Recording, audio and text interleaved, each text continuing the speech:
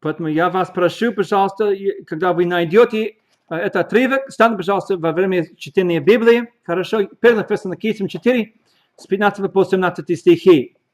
Хорошо? Хорошо. Так говорит Господь. Ибо это говорим вам, Словом Господним, что мы, которые живы и оставшиеся до пришествия Господа Иисуса, не определим тех, которые уснули. Ибо сам Господь сойдет с неба с возгласом, с голосом архангела и с трубным гласом Божиим, и мертвые во Христе воскреснут первыми. Потом мы, которые живы и оставшиеся, будем подхвачены вместе с ними в облаках для встречи с Господом в воздухе, и так всегда с Господом будем. Аминь. Спасибо. Присаживайтесь, пожалуйста, хорошо. По средам мы изучаем Библию, и что Библия, что Господь, что Он говорит о том, что отличительные черты баптистов, то есть, что такое баптист, что он верит, хорошо? И это очень важно, потому что нетрудно сказать, что вот я верующий. Ну, отлично. Сатана, он тоже верующий. Хорошо? Он знает Библию лучше, чем мы. Сатана хорошо знает Библию. Сатана знает, что Иисус, Он Господь. Он знает, что Иисус, Он Спаситель.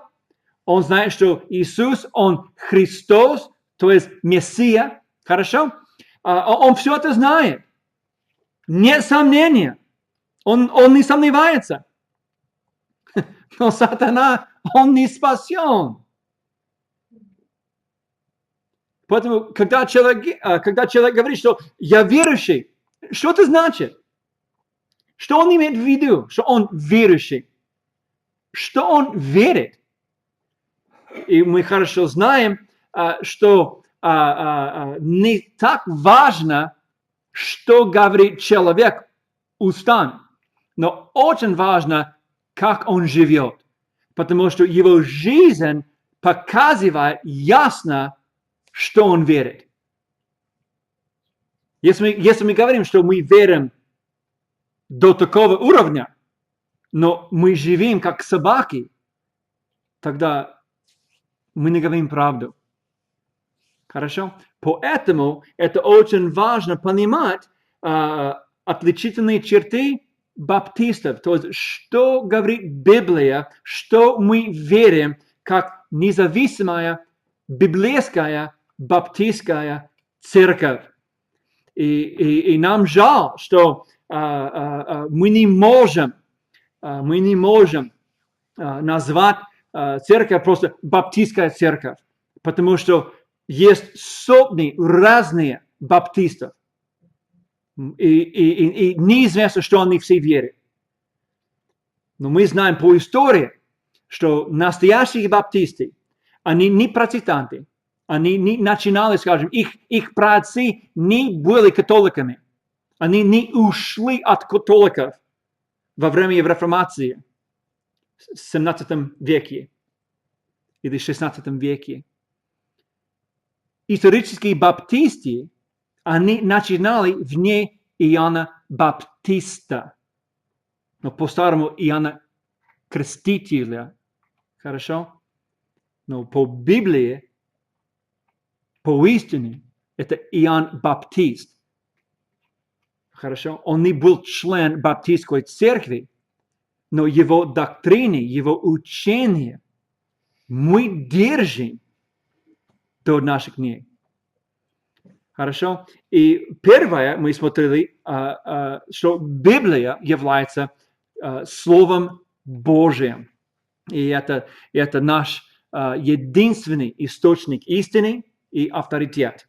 А потом мы смотрели на автономию, то есть каждая церковь независимая от союза, от конфессии, от конференции, Каждая церковь, если она новозаветная, должна быть независимой. Хорошо? И на прошлой неделе мы смотрели на членство верующего. Мы смотрели на том, что каждый верующий, если он спасен, тогда Бог сделал его священником. То есть он сам имеет прямой доступ к Господу Богу небеса. Раньше, и даже и в наши дни тоже, церкви говорили, что нет, только священника, только первосвященника, только патриарха, только через человека. И Библия говорит, что нет, это неправда. Совсем неправда. Зачем молиться грешнику? Как другой грешник может помогать тебе? Никак. И мы смотрели на том, что Библия подтверждает, что есть один Бог и есть один посредник между Богом и человеками, Иисус Христос. И когда Бог спас вас, если вы спасены сегодня, когда Бог спас вас, Он сделал вас новым творением в Иисусе Христе. Хорошо? Это самое безопасное место Вселенной, чтобы находиться именно в Иисусе Христе. И Бог сделал вас, если вы спасены, Бог сделал вас священниками. И Бог дал вам в имя Иисуса прямой доступ к Господу Богу. Поэтому в любое время вы можете молиться. Вы можете молиться. В любое время вы можете служить Богу. В любое время вы можете разговаривать и общаться с Господом Богом. Без посредника, потому что вы сами священники. И это очень-очень драгоценная доктрина и очень драгоценное учение. Поэтому слава Богу за это. Но сегодня мы будем, если Бог даст нам благодать сегодня и силу, сегодня мы будем копаться чуть-чуть глубже, хорошо? Сегодня мы посмотрим на доктрину восхищения церкви перед великой скорбью, хорошо? Восхищение церкви перед великой скорбью. Это тоже очень важная доктрина. Почему? Потому что если вы думаете, что Бог Отец, что Он не будет воскресить церкви до скорби, или после, или впереди, тогда вам будет очень трудно жить. И таким образом вы думаете, что вы сами должны осветить себя и показать Господу, что вы достойны. И, конечно, это неправда, это не от Бога, это не в Библии. Поэтому сегодня мы хотим посмотреть, что Библия говорит о воскресении церкви. И мы верим, как баптистская церковь, мы верим, что новозаветная церковь, настоящая церковь, и опять это собрание спасенных, крещенных, верующих. Хорошо? Новозаветная церковь. Господь будет воскресить ее до или перед периодом великой скорби. То есть перед эти 7 лет скорби, которые Бог обещал будет у Израиля. Хорошо? И здесь мы видим, 1 Фессалоникийцам и 4 глава, чуть-чуть, что Павел говорил об этом. Поэтому я хочу, вот здесь 4 глава, так, он говорится, хорошо, что Бог обещает, стих 15, 1 Фессалоникийцам 4:15, ибо это говорим вам Словом Господним, что мы, которые живые и оставшиеся до пришествия Господа Хорошо? Потом он говорит, что мы будем здесь до пришествия Господа Иисуса. Он не говорит, что после скорби или когда-то. Он говорит, что до пришествия Господа Иисуса. И дальше в 17 стихе Павел продолжал говорить, что потом мы, которые живые и оставшиеся, будем порабощены вместе с ними в облаках для встречи с Господом в воздухе. И так всегда мы будем с Господом. Хорошо? Это наше великое упование. Это наша великая надежда, что день будет, когда Иисус грядет, и мы будем с Ним навеки. Мы будем с Ним всегда навеки. Хорошо? Давайте посмотрим дальше. 5 глава, 1 Фессалоникийцам, 5 глава и 9 стих. Хорошо? Это очень важно понять. 5 глава, 9 стих. Павел говорил: «Ибо Бог не назначил нас на ярость». На ярость. То есть Бог определил нас не на гнев. Бог определил нас не на гнев. Хорошо? Великая скорбь, это 7 лет на земле, это будет время Божьего гнева. Это будет время Божьего суда. Это будет время Божьей ярости. Как он обещал в многих стихах, он обещал, что он будет судить нечестивых, он будет судить грешников. Но нигде написано, что Бог будет судить верующих. Нигде. И если это 7 лет скорби, если это определенное время для Израиля, для Божьего наказания и для Божьего гнева, тогда это никак не касается с нами сегодня. Это не для нас. Это не дано нам. Поэтому мы видим ясно в 9 стихе, что Библия говорит: потому что Бог определил нас не на гнев. И слава Богу за это. Слава Богу, что Он говорит, что не на гнев, но к получению спасения через Господа нашего Иисуса Христа. Хорошо? Здесь Он не говорит о духовном спасении. Он говорит здесь о физическом освобождении, о физическом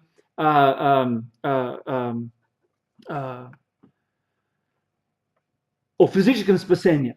Хорошо? И мы знаем, что Бог не меняется. Хорошо, вы согласны, да? Бог не меняется. Как Он вчера и сегодня, и так будет. Бог не меняется. Правильно? Правильно. Тогда давайте посмотрим, как Бог вел себя во время Старого Завета. Хорошо? Мы знаем историю Ноя. Бог пришел к Ноя, говоря, что вот, скоро конец мира. Я буду истреблять всех на земле, всех. Все мужчины, все женщины, все дети, все собаки, все кошки, все. А потом он сказал Ноя: построй ковчег. Построй ковчег, как я тебе скажу. Хорошо? И мы знаем, что Ноя, он все сделал, как сказал Господь. Он построил ковчег, правильно? Он все готовил, правильно? И в конце концов, Библия говорится, Бытие 7, что Бог опять сказал Ноя: входите ты и семья твоя, хорошо, в ковчег, потому что скоро потоп. Скоро потоп. Не сейчас, но скоро потоп. И Ной, он входил в ковчег, его жена входила, его семья входила, и животные по паре они входили, а потом Господь сам закрыл дверь ковчега, правильно? И Библия говорится, там в Бытие 7, что Бог ждал 7 дней. Бог ждал 7 дней. А потом открыл небеса, и дождь пошел, и был дождь 40 дней и 40 ночей. Правильно? Это Божье осуждение. Это Божий гнев. Это Божья ярость. И Библия говорится, Бытие 7, что Он истребил всех. Но тоже Библия говорит, что Бог спас всех и все, что было в ковчеге. Потому что Библия говорит, что ковчег поднимался от земли. Ковчег поднимался. И нам эта картина восхищения церкви. Хорошо? Что так как Бог поднимал ковчег от земли, чтобы судить мир, чтобы судить грешников, чтобы судить нечестивых на земле, скоро день будет, слава Господу Богу, что Он опять будет поднимать, скажем, хорошо, поднимать, или воскресить церковь от земли, чтобы судить мир, чтобы судить нечестивых. Поэтому ковчег и потоп – это картина воскрешения церкви. И надо спросить себя, хорошо, надо дать себе вопрос. Когда Бог спас Ноя? До потопа? Во время потопа? Или после потопа? Естественно, что Он спас Ноя до потопа. Бог спас его и его семью, и всех, и все, что было в ковчеге. Бог их спас до потопа.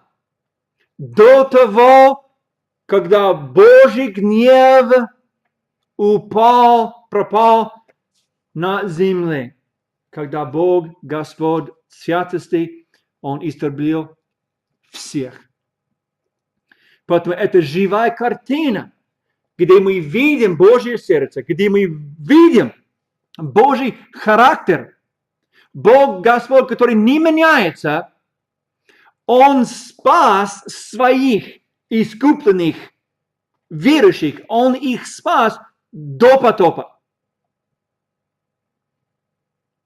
Понятно? Аминь. Хорошо. И еще вам одну картину. Хорошо?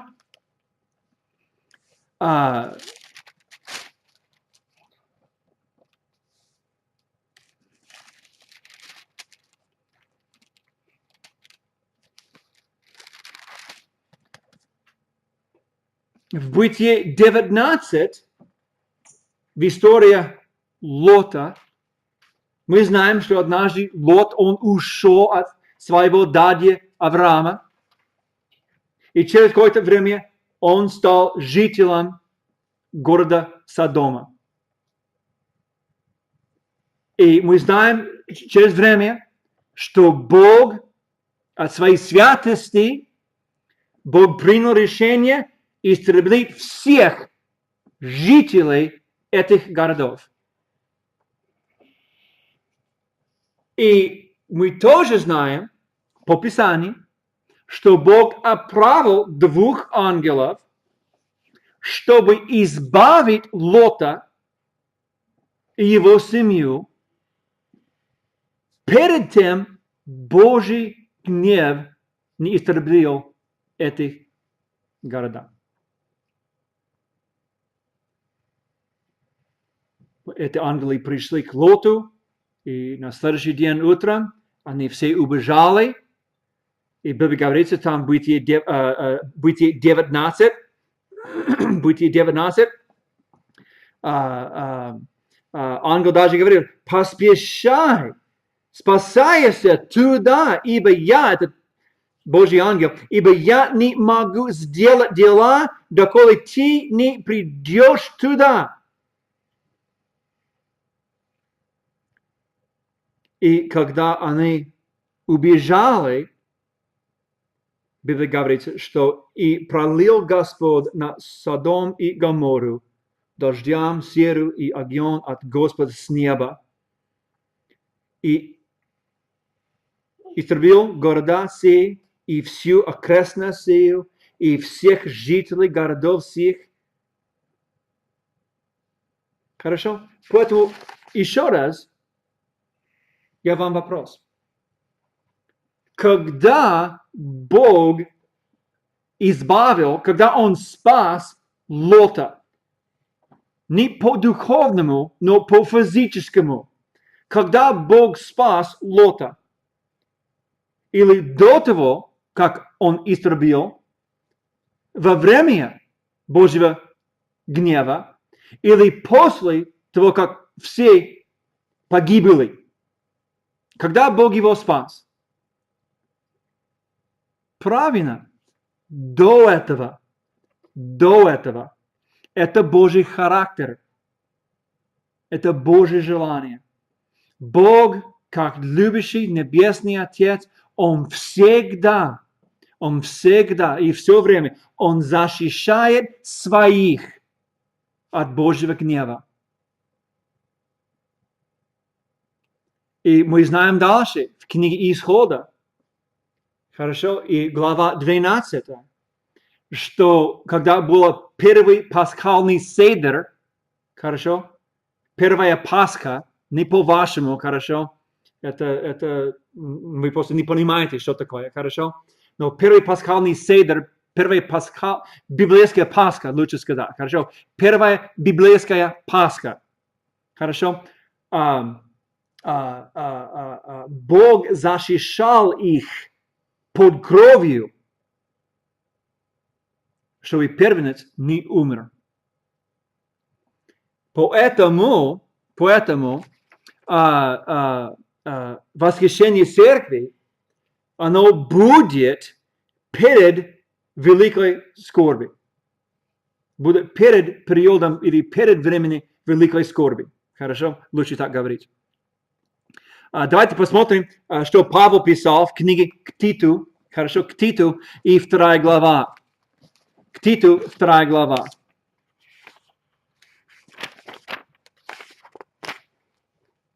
К Титу 2 и стих 13. К Титу 2 и стих 13.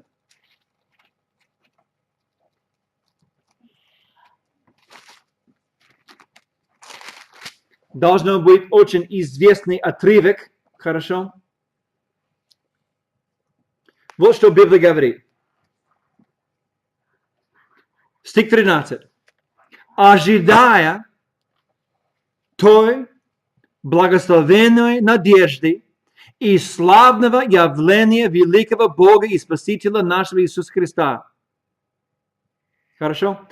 Ожидая блаженного упования и явления или славное явление великого Бога и Спасителя нашего Иисуса Христа. Ожидая. Почему Бог описывает его явление, его пришествие? Почему Бог описывает его, что он блаженный?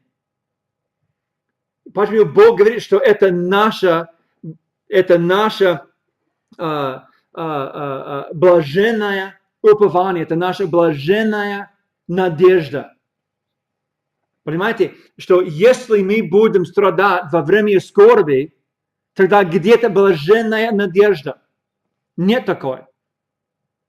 Поэтому верующие сегодня, они должны с глазами веры, они должны ожидать, они должны смотреть, уповать на это, как он говорил, ожидая блаженного упования и явления, славное явление великого Бога и Спасителя нашего Иисуса Христа. Хорошо? Каждый день, каждый вечер мы смотрим на небо и ожидая Его блаженного явления. Ожидаем Его, зная, что скоро Иисус грядет, чтобы избавить нас. Это наша надежда. И это будет до периода великой скорби. Хорошо? В книге Откровения, пожалуйста. Хорошо? Это тоже хорошее. Откровение и 4. Откровение 4. Очень интересный стих. Если вы читали эту книгу Откровения, хорошо, вы знаете, что Божье осуждение начинается с 5 главы. С 5 главы, хорошо? Но 4 глава, то есть до осуждения,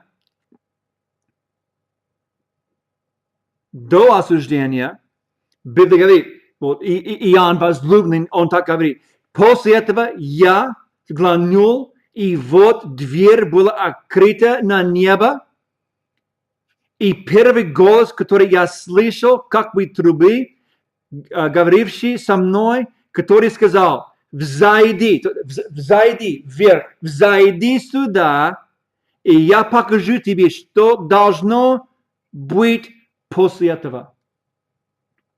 Поэтому мы видим здесь картина восхищения, что Бог ему говорил, взойди сюда, это на небо, взойди сюда, и я покажу тебе, чему надлежит быть после всего. И после всего это Божье осуждение. Поэтому Иоанн, хорошо, не Иоанн Баптист, но он был баптистом, но Иоанн возлюбленный, хорошо, он был как ковчег, хорошо, он здесь картина Новозаветной церкви. И перед Божьим судом, хорошо, перед Божьим осуждением, Бог сказал с неба, взойди сюда. И Бог избавил его, а потом пришло Божье осуждение на земле.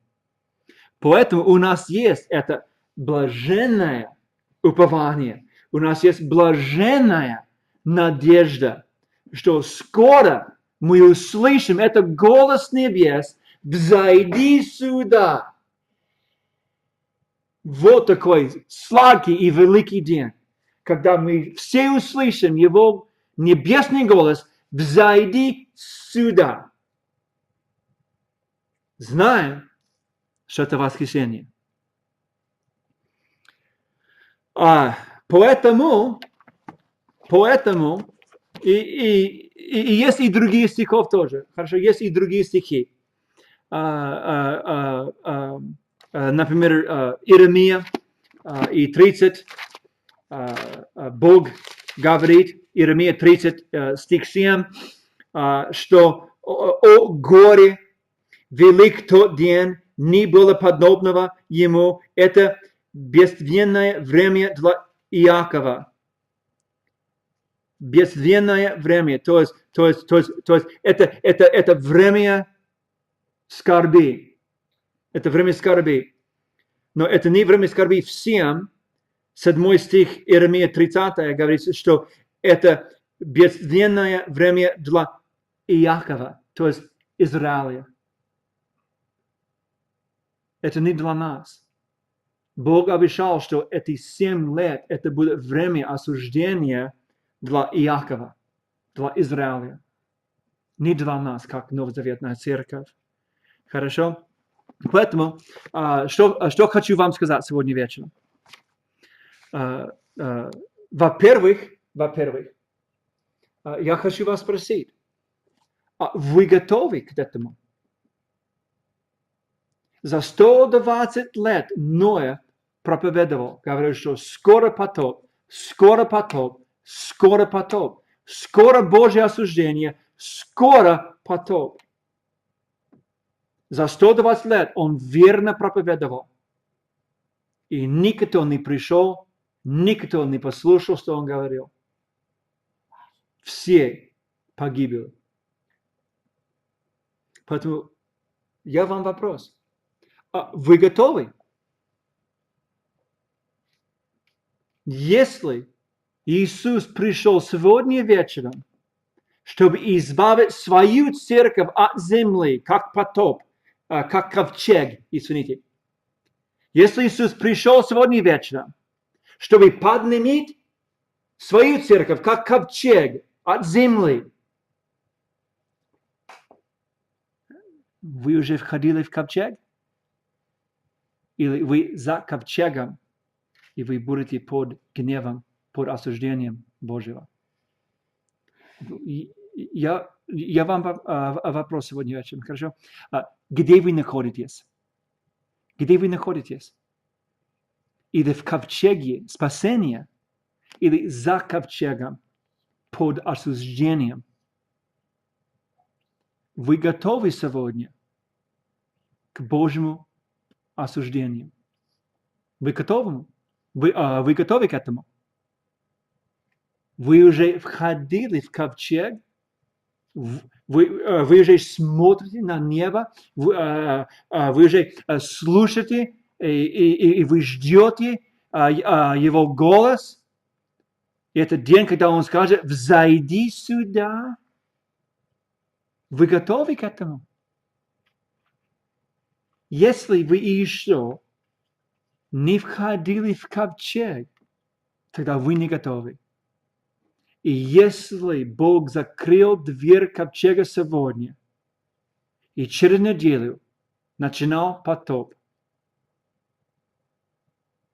вам плохо будет.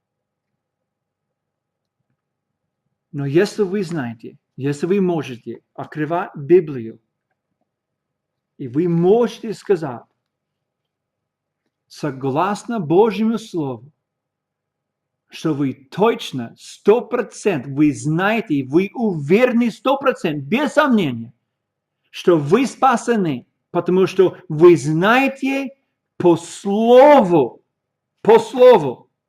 не по чувствам, не по эмоциям или событиям, но вы знаете по слову, что Бог спас вас, что вы пришли к Богу по Божьим путям, и Бог вас спас. Тогда вы смотрите сегодня с глазами веры на воскресение церкви, говоря, что этот мир не дом мой. Я жду, пока мой Господь не сказал: «Взойди сюда». И пока Господь Иисус не сказал нам: «Взойди сюда», Он дает нам время. Он дает нам время, чтобы предупреждать людям. Он дает нам время, чтобы благовествовать, чтобы свидетельствовать об Иисусе, чтобы помогать людям изучать Библию и познать Бога в истине, познать Бога. Поэтому вам вопрос: вы готовы или пока не готовы? Если вы еще не готовы, если вы еще не входили в ковчег Божий, надо молиться, что Бог дал вам время входить.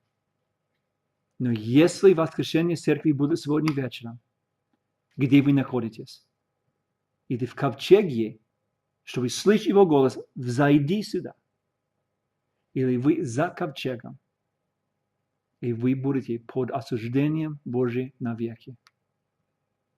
Мы, как независимые баптисты, мы учим и верим что воскрешение церкви будет перед периодом великой скорби. То есть перед тем, как Бог будет судить мир, Он будет избавить нас, поднимать нас, как ковчег, поднимать нас от земли, чтобы избавить нас, чтобы спасти нас. И слава Богу за Его блаженную упование. Слава Богу за Его блаженную надежду.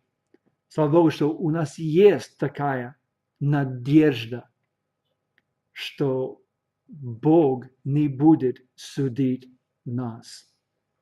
И это не потому, что мы баптисты, это не потому, что мы молимся, или мы ходим в церковь, или мы такие хорошенькие. Нет. Библия говорит, что по благодати вы спасены. Через веру. Это что Бог говорит. Встань, пожалуйста, я вас прошу, давайте помолимся вместе, хорошо?